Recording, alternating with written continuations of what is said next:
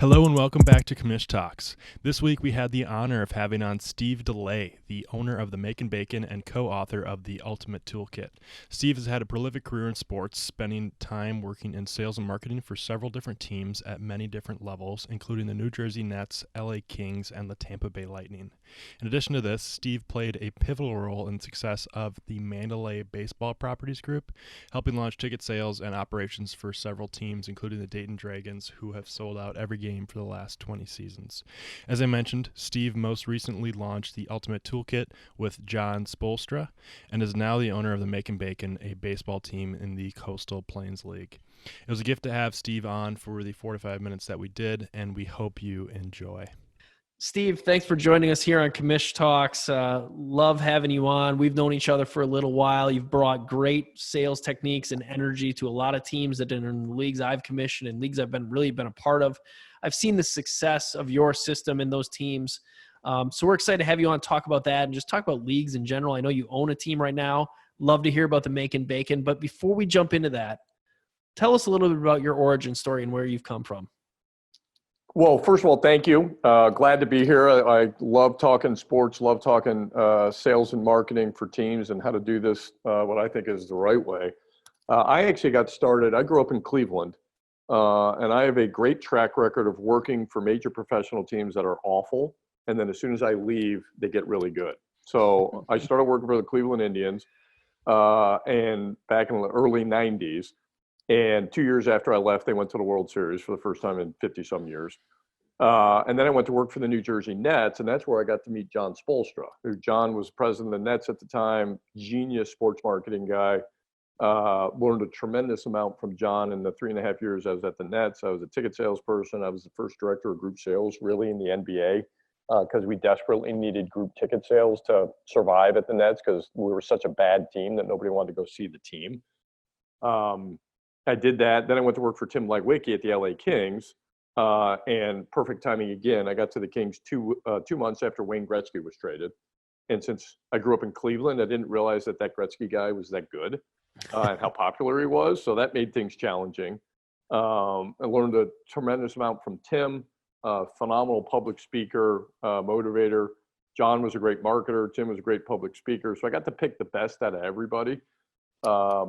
Did that for 3+ years, and then hooked back up with John again at Mandalay Baseball Properties. And the idea there was John had linked up with Peter Gruber, who said, I want to take all the entertainment stuff we did at Mandalay Movies and take it to sports. And John was kind of fed up with the major professional sports, the salaries, the cost of tickets, the agents, and all that stuff. And he said, sure, sounds like fun. And we launched, the first team we had was the Dayton Dragons. Who started back in 2000. This is 2020, 20+ years later. They've sold every single ticket to every single game for 20 straight years, 1,400 in a row. Have by far and away the longest sellout streak in any professional sports team in the country. I think the Dallas Mavericks might be second. I'm not sure if that streak still exists or not. Mm-hmm. But we did that. Then we started the company started buying more teams. We had a team in Frisco, Texas, which is a suburb of Dallas. Scranton, Pennsylvania, Staten Island, New York, Oklahoma City, Erie, Pennsylvania. We ended up with 7 or 8 teams, which was a blast. I was the chief marketing officer, so I got to go all over the country, help all these different teams in all these different markets, all different situations, different stadium deals, different competition in the community.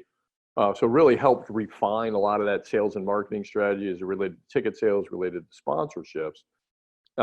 John eventually retired because his son Eric got the head job at the Heat, and 3 or 4 years later, I got tired of flying on planes all the time, and said, you know what, let's not do this anymore. Quite frankly, at the time, I said I'm going to quit, go get a job with one team.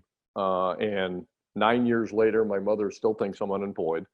But in that time, John and I wrote the Ultimate Toolkit to sell the last seat in the house, which was really taking my 25-ish plus years, his 40, 35+ years, everything we'd ever done at the Nets, at Mandalay, put it down on paper and turned it into a 13 workbook system for teams. Instead of having to hire Steve DeLay to come do strategy and consulting or sales training, they could just purchase the Ultimate Toolkit and they had everything we knew forevermore. And it was cheaper and it was easier and better for them. because they had that forever.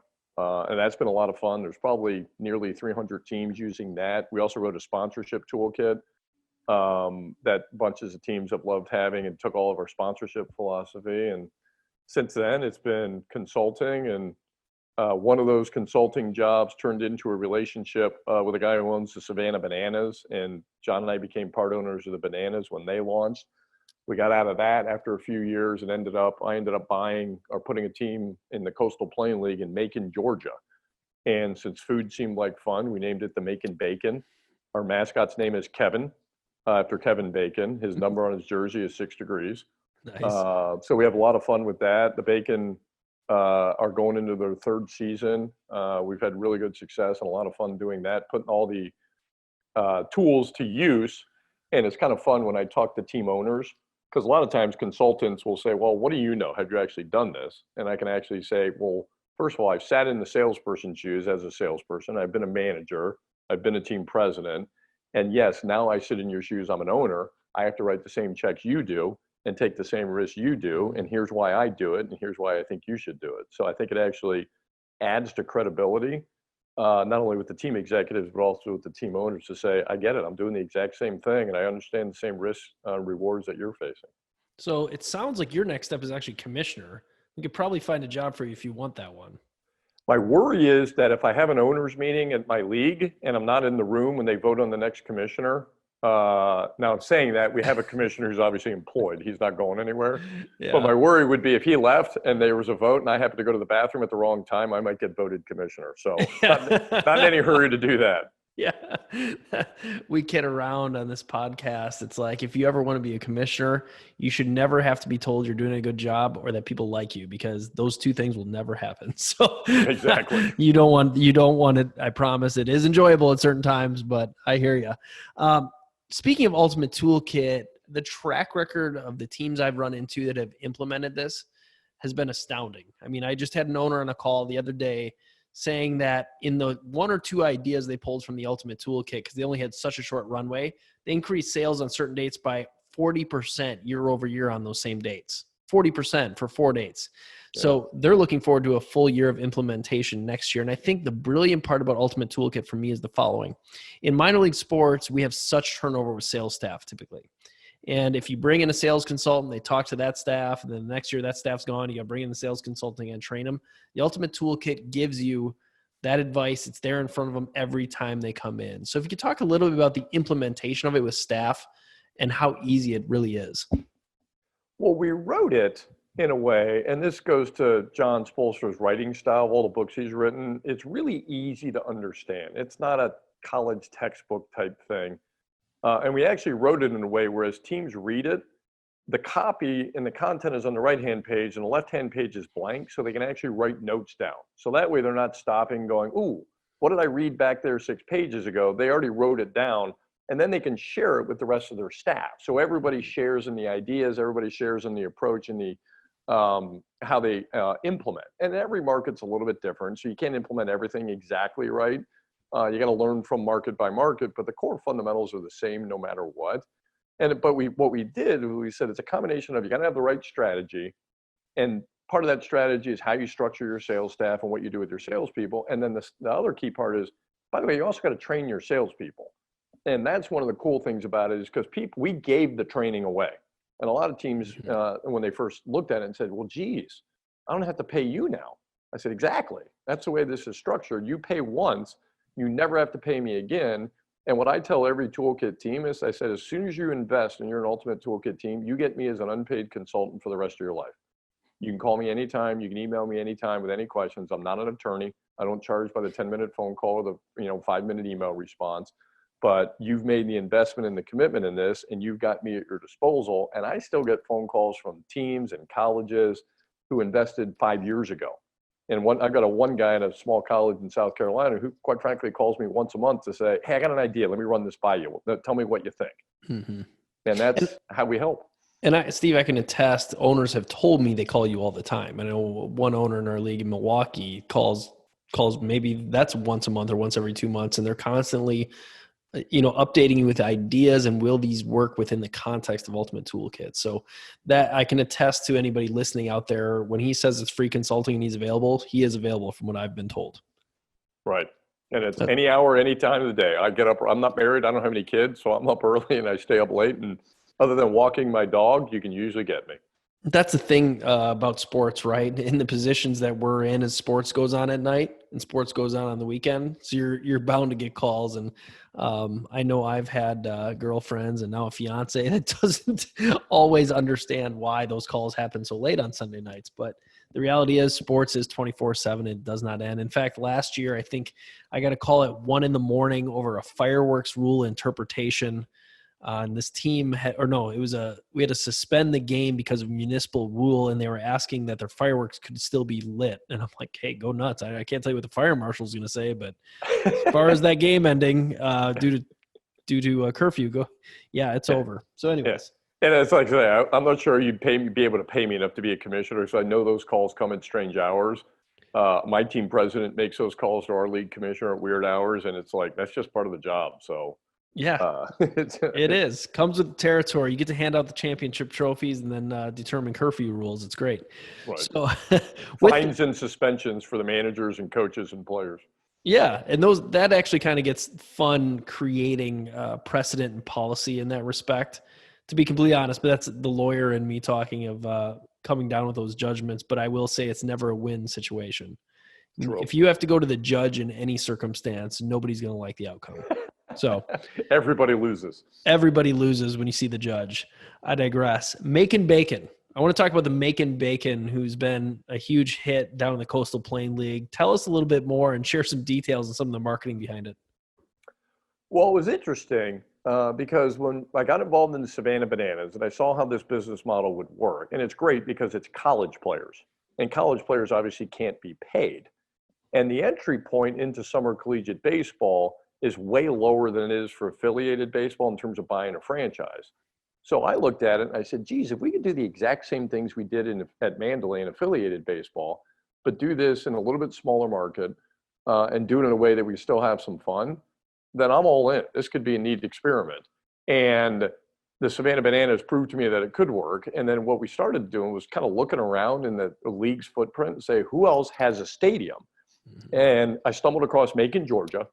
Macon, Georgia has a stadium called Luther Williams Field. It was built in 1929 and hadn't been used in 20 plus years since the Macon Braves had left and moved. And they left 20 years ago because they said they needed the new stadium. So you can imagine the condition the stadium was in. In fact, I remember the first trip I took, the mayor is a fantastic guy, huge baseball fan, has been unbelievable in the entire time we've been there. He meets me on a Sunday with 7 other city officials to say, hey, we want to give you a tour. And I'm thinking to myself, goodness, these guys are really into this, because if 7 city officials took a Sunday to come down to the ballpark, they really want this to happen. So I had our architect with me. We looked around, took pictures, toured the place. And I still remember walking into the visiting dugout. And I was like, wow, or the visiting locker room. I said, wow, this looks like it's out of the 1940s. And the mayor looked at me and said, well, you know what? You're right. It actually is. We had to upgrade it because this is where the film 42 was filmed. And the scenes from the locker room were filmed here. So we actually had to upgrade this locker room to make it look like it was out of the 1940s. That's awesome. That's how old it was. But the city was great. They came up with a financing strategy through some of the sales tax initiatives that they already had on the ballot. Let us put $2.5 million into the stadium, add concession stands, clean up the bathrooms, but do a whole bunch of stuff. So then we knew we had a venue. Then it was up to us to make it cool for the fans. So we launched, and I'd done this in a couple other places. We did it in Savannah, did it someplace at Mandate. We launched a 5-game all-you-can-eat ticket package. Unlimited hot dogs, hamburgers, chicken sandwiches, water, soda, and cookies. So if you bought a 5-game plan, it was our 5 best games. It was like fireworks shows, weekend games, entertainment acts, theme nights. You also got unlimited food and drinks. It was $15 a person. So for 5 games, you get, for $75, you get all this stuff. And we sold thousands of them. Steve, just to interrupt real quick, this is the philosophy to sell out 5 games, right? Talk a little bit about that. So our goal Well, it's interesting. I'll rewind a little bit because when we went into Savannah, we did the exact same thing. The Savannah Bananas were replacing an affiliated team, the Savannah Sand Gnats, and they were playing in the 75-year-old stadium. And the Sand Gnats were doing the same thing the Macon Braves did in Macon, saying, we need a new stadium, we need a new stadium. Nobody's coming to the games because the stadium's run down. We went in with the same 5-game plan idea. And the idea in that first season was we want to sell out 5 games. And the Sand Gnats were averaging 1,000, 1,200 people a game, something like that, in a 4,000-seat stadium. So we figured it'd be a monumental accomplishment to get 5 games sold out. We sold out the first game 2 days before, and that was one of our targeted 5 games. The second game, which was the next night, was not one of our targeted games, but all of a sudden everybody went, whoa, the game sold out. The first game sold out. I got to go check this out and see what's going on here. So everybody bought the second game. So the second game sold out 2 days before also.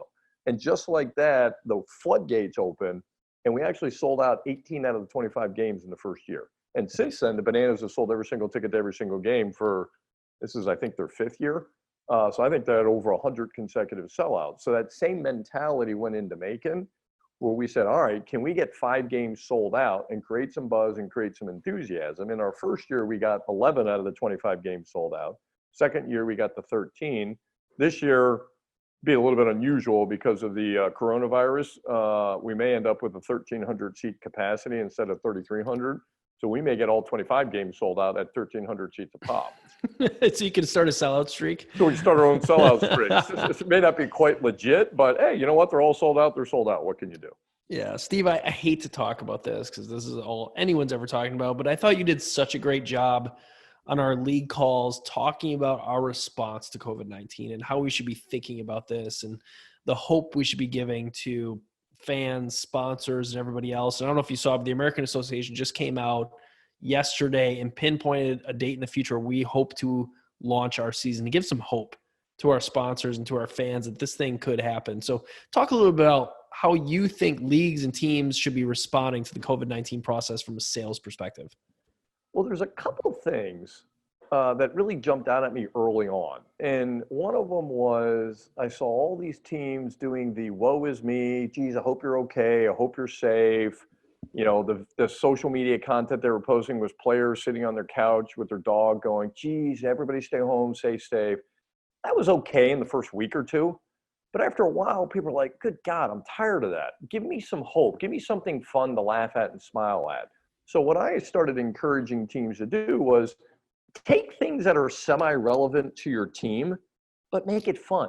For example, I was watching ESPN2 a month or so ago, and they had the ESPN the Ocho stuff on. And there was like watermelon seed spitting contests and cherry seed spitting contests and hamburger eating contests. And I was like, wow, how much cooler would it be if you had 2 players, instead of them sitting on their couch saying, geez, fans, stay safe, hope you're okay. You have two players like out in their backyard, social distancing, you know, measuring how far they could spit cherry seeds and see who's better and like challenging each other. It's still your players, but it's just something to laugh at, something to smile at. And one of the all-time best ones I saw was the European Tour.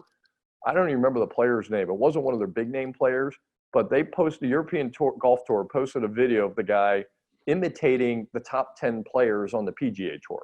So he had a shot where he had a pond in his backyard. So he hits a ball into the pond and throws his club after it like Rory McIlroy. He'd hit a drive and immediately start walking after it, twirling his driver like Tiger Woods did. Mm-hmm. He was in the workout room acting like he was Brooks Koepka, Dustin Johnson. It was funny. It was entertaining. It wasn't sad. So that was one thing. And then the other thing I saw teams doing is instead of saying we're here and you can still buy, we're going to play, they were doing this, hey, let me reach out to my season ticket holders, make sure they're okay. Well, that's nice, but with all due respect, if you call me up and go, hey, are you okay? Well, no, I'm not okay. I'm stuck in my house. What are you going to do about it? Baseball team or soccer team or football team? It's like, and the teams were not marketing. I was like, guys, you can do this in a way that you can still do 3/4 or 4/5 of the sales process. And if the customer's not ready to buy, that's okay. Be cognizant and aware of that and conscious of that and say, look, I get it. No problem. I'll call you in a month and we'll go then and check in. And I will say, one of my clients, we were talking about ticket sales, and they're like, we got to go. We can't wait. I said, well, let's make it as easy as possible for the customer to buy. How much of a deposit do you want them to put down? And the ticket sales manager said, well, we just need their credit card because we get them to make a deposit. We can then spread out their payments and make this easy as possible financially. So we wrote an email and said it's $1 deposit per seat. And so they had to put $1 down, then set up a payment plan. And they, in 36 hours, collected 600 new season ticket deposits. They asked. People were there ready to buy. It was amazing to me how many teams, even today, I was on 2 calls today with teams going, oh, I don't know if I should be asking people to buy. I'm a little nervous about that. It's like, we don't have a choice because you're going to play. And if you don't ask people to buy now, when are you going to ask them? You're going to be like 4 months behind. Yeah, Steve, not even in the sports context, I've been hearing that a lot from people about being tone deaf. And I, sitting in the commissioner's chairs, I'm already working on 2021 and trying to look at partnership deals, whether it's lifestyle clothing, technology integration, whatever. I need to start moving on these partnerships. Like, well, I can't really answer that question. I think it's a little tone deaf to push on that department right now about sales. And I'm like, you got to be kidding me.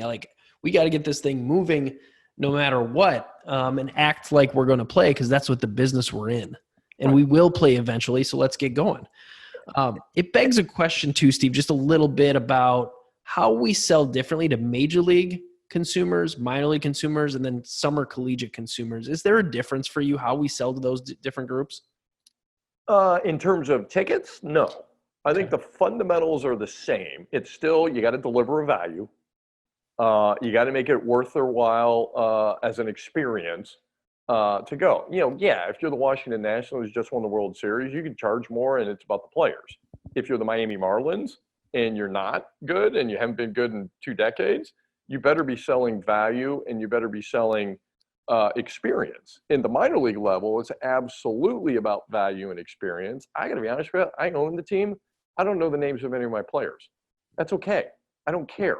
I want them to win. I want them to be successful. But what's more important to me is for the fans that the beer is colder than the hot dogs and that the entertainment is experience. I want them walking out at the end of 2 or 3 hours going, boy, that was a lot of fun. I can't wait to go back.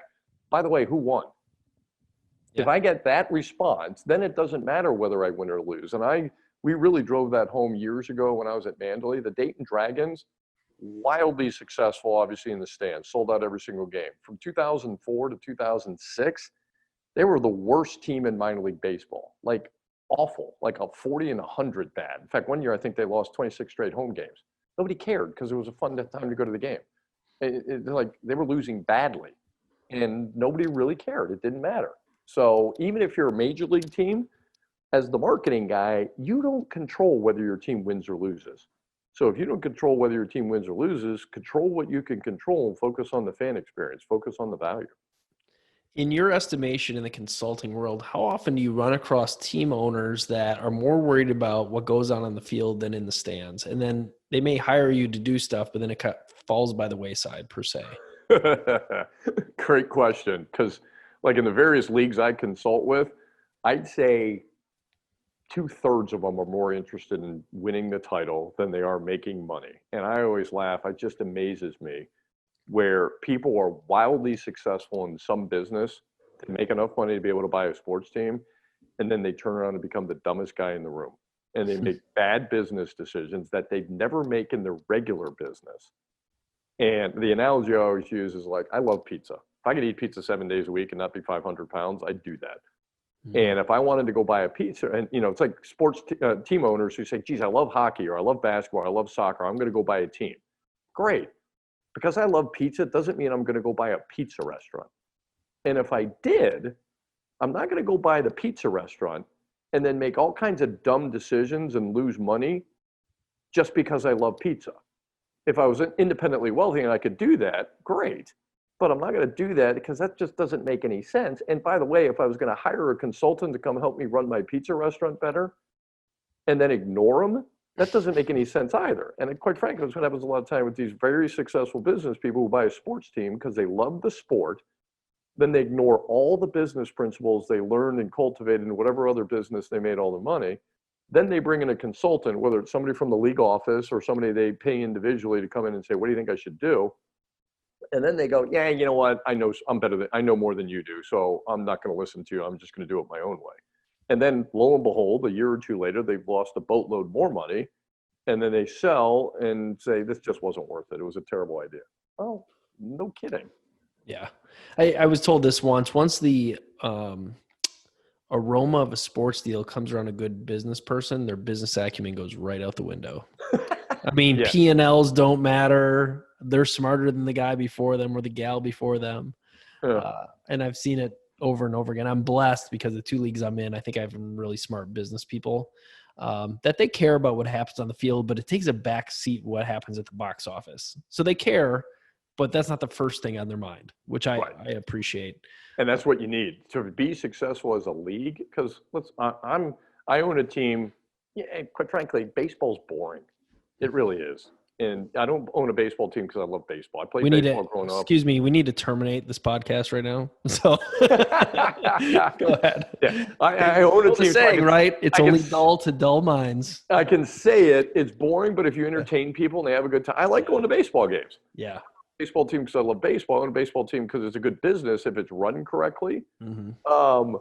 And when it's no longer a good business, I will not own a baseball team anymore.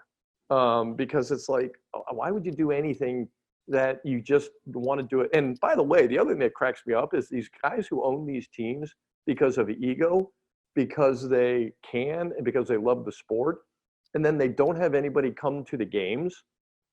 It's like, even if I had all the money in the world and I brought my friends to the game, my friends are going to look at me and go, Steve, there's nobody here.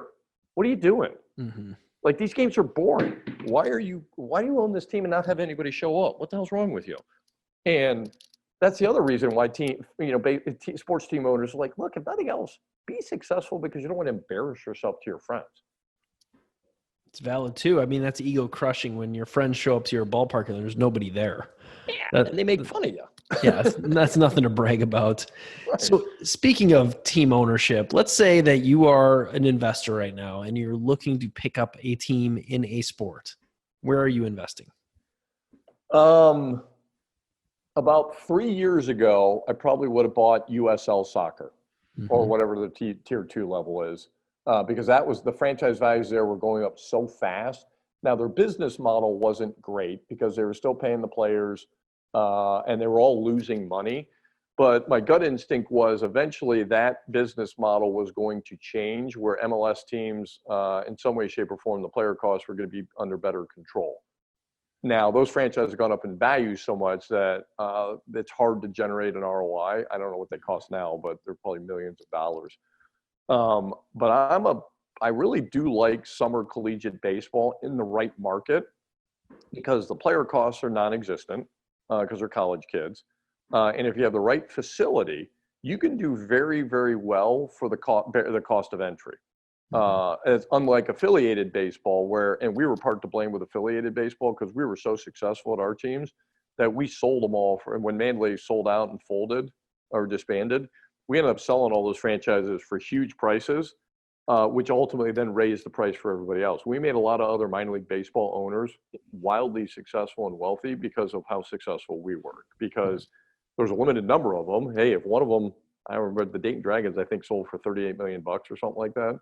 So in the Midwest League, you're not going to pay $38 million for the Clinton Lumber Kings, but just because the Dayton Dragons sold for $38 million, Clinton Lumber Kings all of a sudden are worth a heck of a lot more. Yeah. And I know league commissioners use it all the time. When you have the shining star of the league, you always point to that's the team you could be like if you just buy this other team, the Clinton Lumber Kings. Right. You could be that. You could do that. You could do exactly what they do if you run it the way they do. And part of me, what I like to do, and I do this in my own league, is like I don't want to have the biggest mansion on the block. And the good thing in our case in the Coastal Plain League, Macon is not. We might be the second biggest because Savannah is by far and away the biggest mansion on the block. But I also don't want to be, a nice house on a street filled with rundown, poorly operated teams. I want all of them to be successful. So part of what I try and do within other teams in our league is how do we raise everybody's performance up, help them be more successful, sell more tickets, be more profitable. So it just in general makes our entire league look good. Yeah, no, I think that's a good way to put it. And It's interesting. Yeah, the model where you don't pay anything for labor is always a good model. So the on-field labor when it's free is a good one. I don't pay labor. I don't have to pay workers' comp because there aren't employees of mine. That's right. And I don't have to pay their health insurance, which, if I'm in minor league hockey, those are three huge expenses that are hard to make it work. I could be wildly successful generating revenue in minor league hockey, but those expenses take a big cut out of my bottom line. Yeah, I always kid the holy grail for a minor league commissioner is finding a solution to workers' comp. If you can figure that out, you're going to be a commissioner anywhere you want to be. So See, junior hockey is a lot like summer collegiate baseball, where you don't have to pay the players. You do have additional cost expenses related to housing and some of the other things. But I haven't looked into what a USHL team costs. But I think it's in the millions. It's not cheap anymore. no, that's a great model too, and really a well-run league, to be completely honest. So, Steve, that the previous comments begs a question too about the affiliated model and what it's going to look like going forward in valuation. So, in the world where 40 teams go away, what happens to affiliated teams' valuations? That's a great question. And since that just happened, your gut instinct would be, hey, there's less of them. So if there's less of a pool for people to buy, they all go up in value.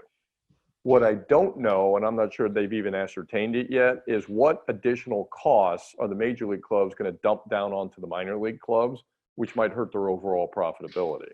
And the other thing is, out of the 40 teams that are going away, I don't remember. I think there's 10 or 12 in the Appalachian League, which were all owned by major league clubs. So those don't really count. Mm-hmm. And there's either the Northwest League, there's the Pioneer League was going away also. So some of those teams are kind of just bumping along. But even the Pioneer League teams were worth $4 or $5 million.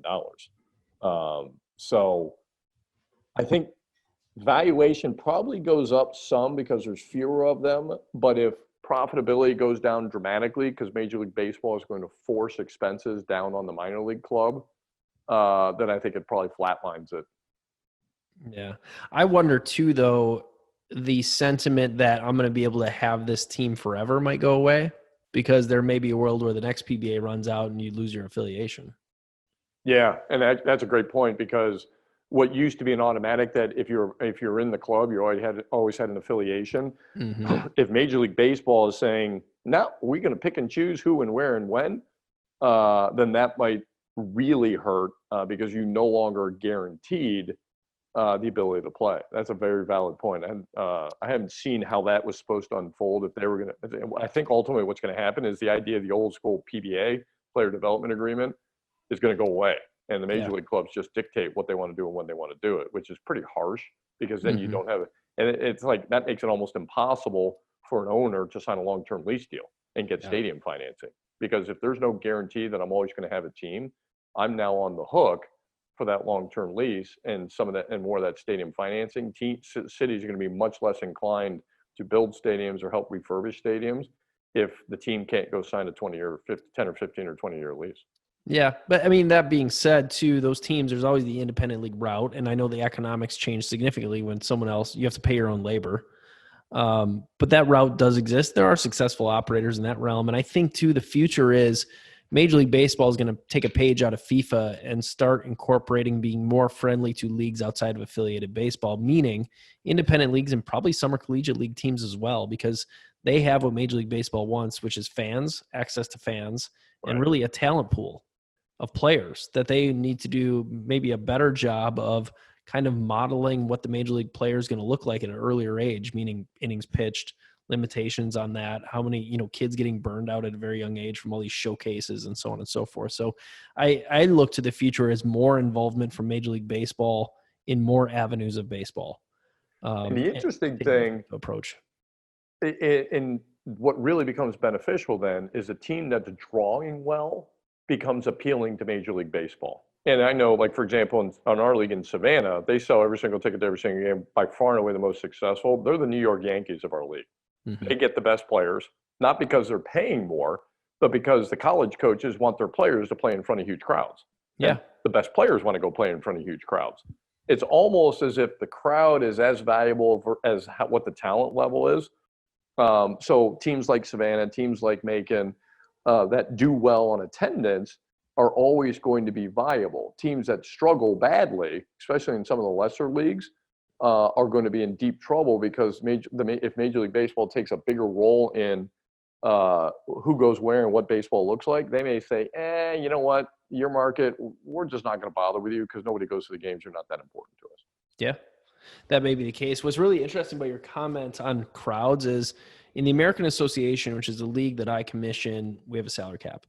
And there's always great fear on the equal distribution of talent, which I think is one of the key roles of league value, is making sure that there's equal distribution. The outcome of the games are in doubt.